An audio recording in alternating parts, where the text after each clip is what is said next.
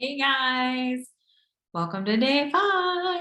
I hope you're having a great day today, and I'm really excited to present the forgiving your past because I think it's super powerful, and I think that a lot of us have a lot of issues with it. Um, so there was a lot of work I had done in my late 20s, but I never knew how to put words to it until I started studying with the life coach school.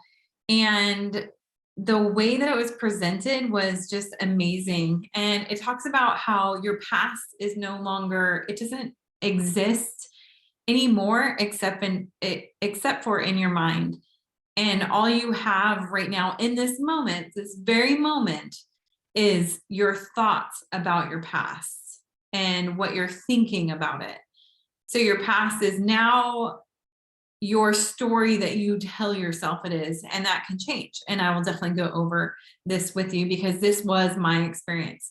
So there's a feeling that I had when I was in foster care and just a child, and then there's the feeling that I have now about that. And those are two different ones. Even if it's still pain in the future, this is new pain that I'm creating. This is old pain that I went through and that I went through. I don't want to say I created it because it was legit. Like things happened to me. I was victimized, So, but the way that I think about in the future, and this present moment is different than the way that I thought about it then, because now I get to choose. And the thing is this is a very touchy subject because things happen that are out of our control. There are things that shouldn't have happened.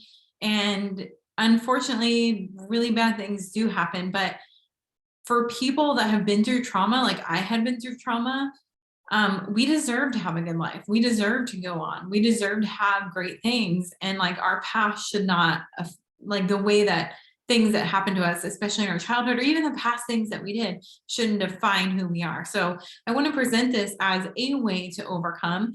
If you don't agree with it, it's okay. But just know that maybe you'll find your way of dealing with your past. But for me, this was exactly what I needed.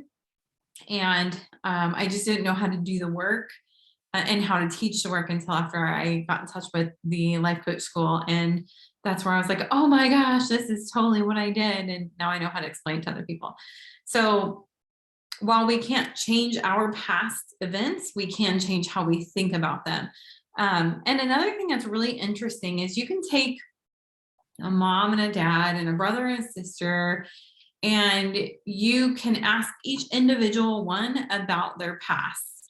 And you'll learn that they all tell their own version of it, to the point where some will be like, that didn't happen. And for them, they're like, yeah, that totally happened. And I know that from being in my foster home. I'm still in touch with some of the foster girls that I lived with in one of my homes. And we all kind of have different stories of our foster parent, but yet we lived in the same household. I mean, we were together 24/7, except for when we were at school. Other than that, we weren't allowed to go hang out with friends or anything. So we were together all the time, and we all have different versions of it. So right there is just proof for you that we can all think differently, because here we are. I had 10, like at least 10 or 15 foster girls that I lived with at one point, and we all have different stories. So I just thought it was really interesting. And I'm like, there must be something to that because we all saw it differently. So I'm going to go ahead and present to you what was helpful for me. So this was my unintentional model. This model was causing me so much pain. I just felt so unloved, and I was showing out in that kind of way. And I would treat myself. I would do things that were very unloving. And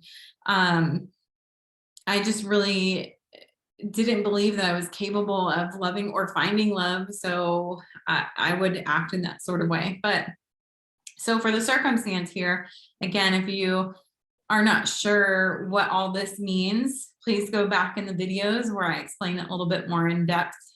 But so you have your circumstance, you have your power lines, you have your thoughts, feelings, actions, results. And for my unintentional model, it's proven that I have lived in 15 different homes. Some of them were foster care. Some of them were just people that I was sent away to that, were basically like foster parents, but they weren't in the foster care system, I guess you would say. And then right here, the thought is, I had many thoughts about this. There's many different things that I had to work on, but they sent me home. They sent me away. They chose her. It was one of my foster sisters. We really struggled to get along. And I kept telling myself they chose her over me. They sent me away. Like, why did I have to leave my home? Like, I was so angry about that. And so the one where it all boiled down to was that I'm unlovable. And so this is the one, each one of these is its own model, but I'm going to choose unlovable because that's the one that really stuck with me for a long time, like up until my 30s, really. So the feeling that I had was unloved. I didn't feel like anybody loved me. I had my mom that gave me up. I had my dad that gave me up. I had foster parents that gave me up. If the people in my life were going to give me up, then what was my worth? That's how I felt. So the actions was I would steal, I would fight, I would burn bridges. I couldn't keep people in my life because I fought them all the time because I was like, you're not leaving me, I'm leaving you. That was my anger that was coming out.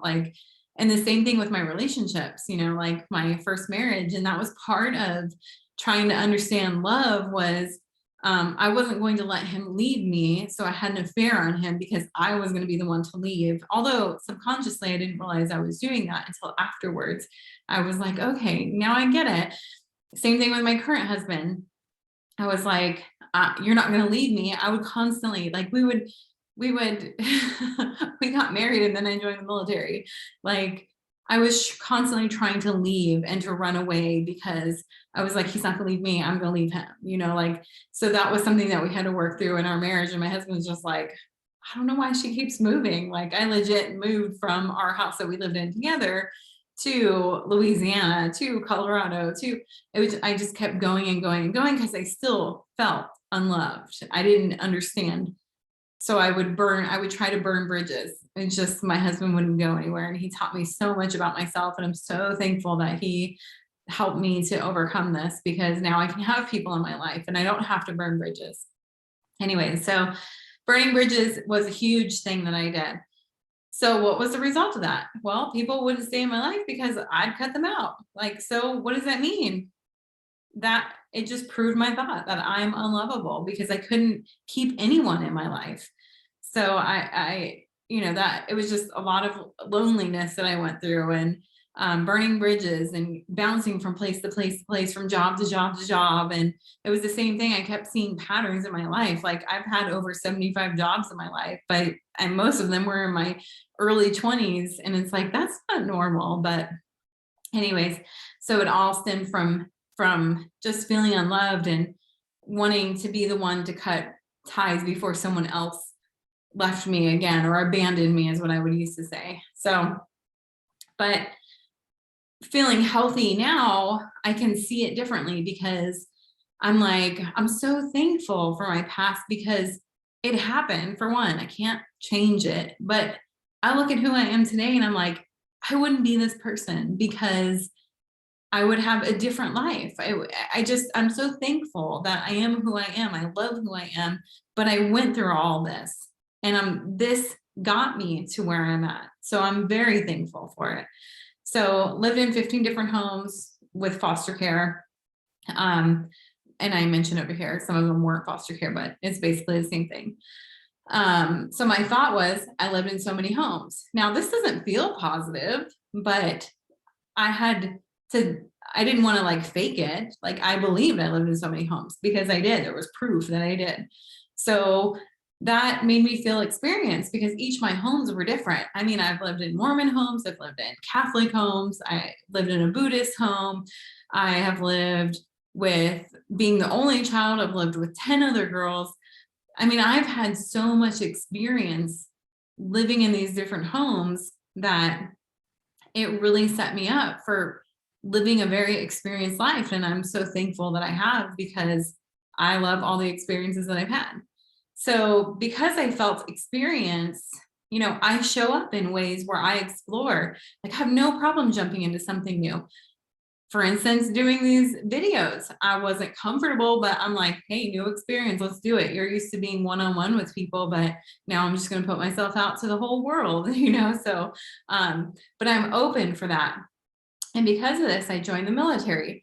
I've got to explore a lot of different religions. I've gotten to really live a life that I love sharing with people because I have lived in so many homes and experienced so many different things. I may not have been this person if I grew up in one home my whole life. And not to say there's anything wrong with that, but that's not my life. So the result of that is I've been all over. I've been all over the world. I've lived all over the world. And it was really easy for me to adapt because I have lived in so many homes. I was put from in home to home to home, which maybe at the time I felt unloved, but really it set me up for living such an adventurous life. So I know that this is my story. If you have any, like, something in your past, I could have done probably 20, 30 different things. I mean, I could even talk about like losing all my hair from COVID, um, and having COVID in the past, but my experience with that and the thoughts that went through my head and all kinds of stuff. But anyways, we can do this on a daily basis because 30 seconds ago it was the past.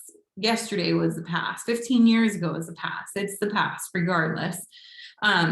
So if you have any specific questions or specific things that you want to talk about, please let me know. I'm definitely here for you. And if not, then I will see you guys tomorrow. I hope you have a good day. Bye.